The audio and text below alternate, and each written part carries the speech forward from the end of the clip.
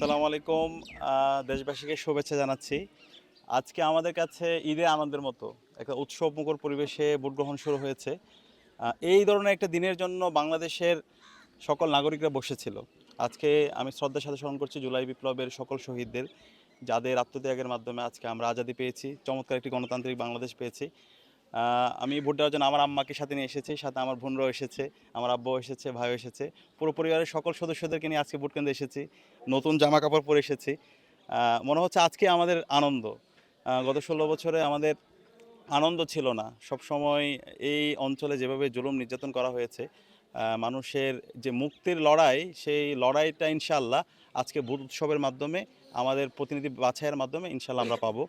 তো দেশবাসীর কাছে আমরা বার্তা হলো, আপনারা সবাই ভোট কেন্দ্রে আসেন, পছন্দের প্রার্থীকে ভোট দেন।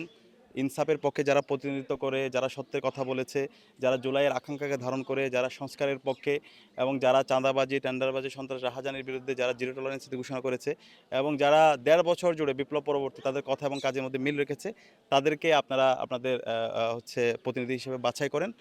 আর অবশ্যই গণভোটে হাঁ দিবেন। এ হাঁ মানে হলো ইনসাফ, এ হাঁ মানে হলো শহীদ ওসমান হাদি হত্যার বিচার, এ হাঁ মানে হলো ভারতীয় আধিপত্যবাদের বিরুদ্ধে আগ্রাসনের বিরুদ্ধে লড়াই সংগ্রাম জারি রাখা। তো আলহামদুলিল্লাহ আমি ইতিমধ্যে আমার ভোট সম্পন্ন করেছি। প্রথম যে শিলটা দিয়েছি সেটা হচ্ছে গণভোটে হাঁ, আর দ্বিতীয় শিলটা দিয়েছি ইনসাফের পক্ষে, দাঁড়িপাল্লার পক্ষে। তো ইনশাআল্লাহ যে ৪ কোটি তরুণরা আছে এবং বাংলাদেশের এবার যে ১২ কোটি ভোটাররা আছে তারা অবশ্যই ভোট কেন্দ্রে আসবে। সর্বোচ্চ সংখ্যক ভোট কাস্ট হওয়ার মাধ্যমে একটি অবাধ, সুষ্ঠু এবং নিরপেক্ষ নির্বাচন হবে এবং এর মাধ্যমে যারাই নির্বাচিত হবে ইনশাআল্লাহ আশা করছি তারাই আগামীর বাংলাদেশে তারা শাসক হবে না, তারা প্রত্যেকে একজন সেবক হবে।